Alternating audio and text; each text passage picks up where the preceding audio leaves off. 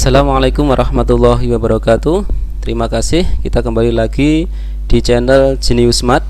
Ya, pada kesempatan kali ini saya akan membagikan apa itu TMT dan SPMT, serta bagaimana cara menghitung masa kerja yang diakui sebelum menjadi CPNS. Calon pegawai negeri sipil ini wajib mengetahui 3 hal tersebut. Langsung saja, apa itu TMT? TMT ini memiliki kepanjangan terhitung mulai tanggal.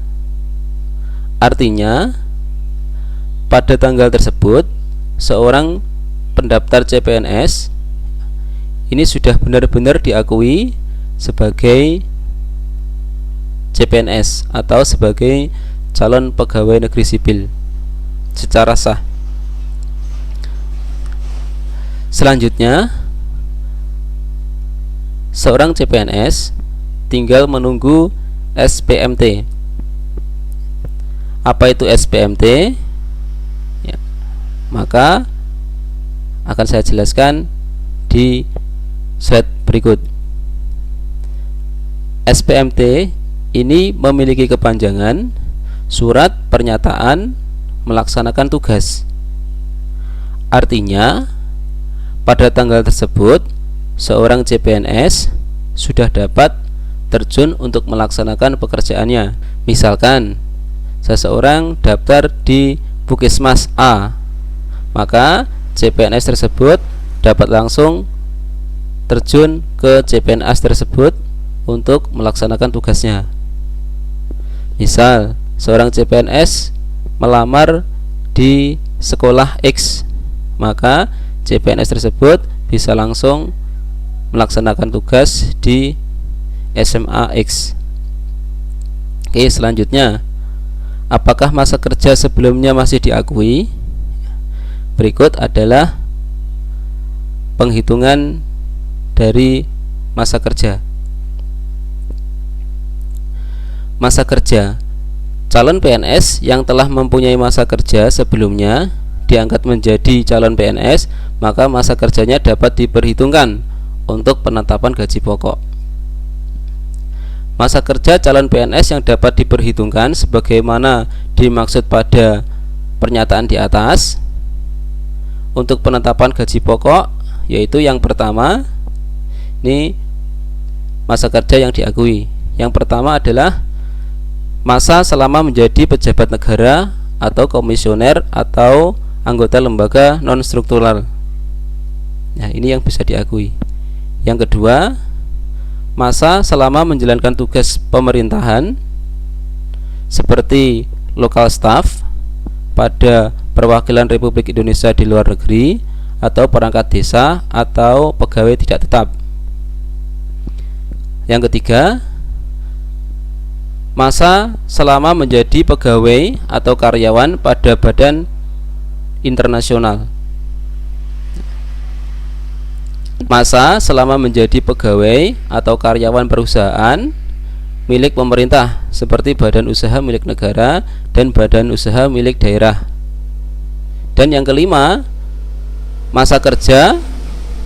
Dan yang kelima, masa selama menjadi pegawai atau karyawan perusahaan yang berbadan hukum jika mencapai 1 tahun.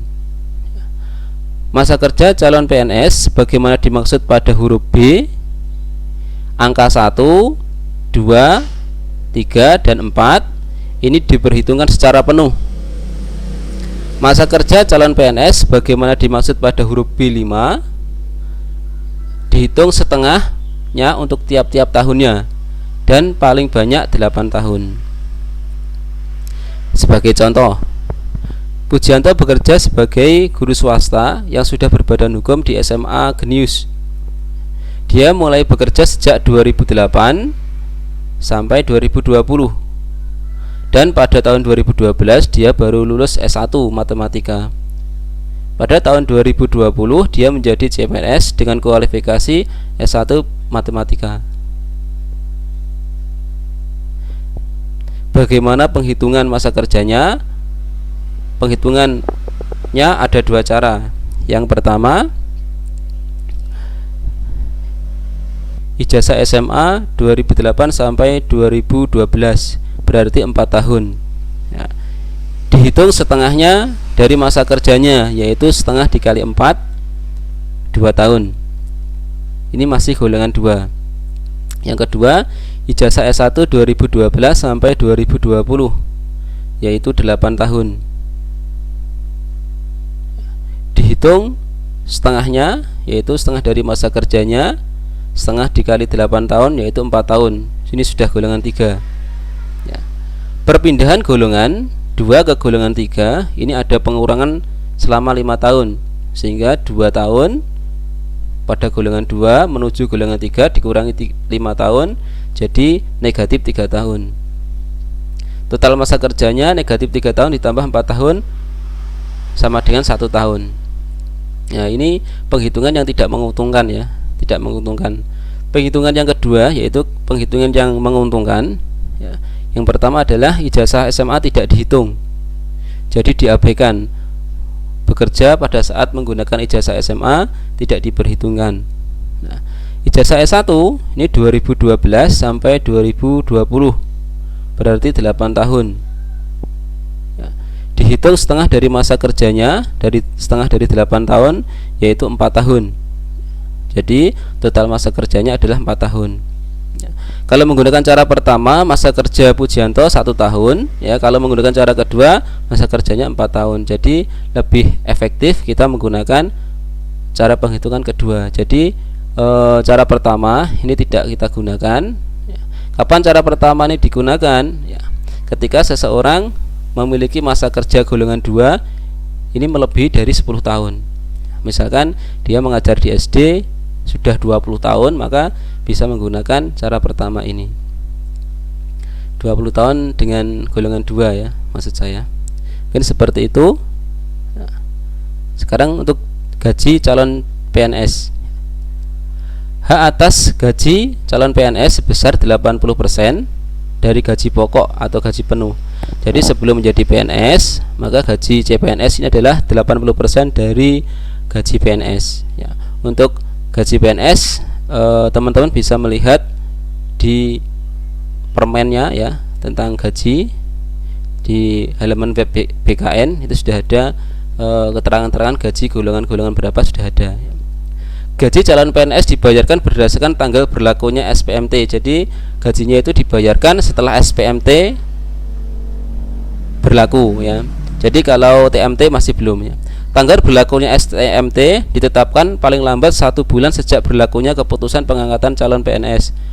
Jadi setelah TMT paling lambat 1 bulan akan diumumkan SPMT-nya. Pejabat membuat daftar gaji mengusulkan gaji pembayaran gaji calon PNS yang bersangkutan paling lambat 2 bulan sejak dibuatkan SPMT. Jadi paling lambat 2 bulan maka CMNS akan mendapatkan gaji pertamanya. Ini saya ambil dari peraturan BKN ya nomor 14 tahun 2018. Oke, terima kasih. Mudah-mudahan informasi ini bermanfaat. Saya akhiri. Assalamualaikum warahmatullahi wabarakatuh.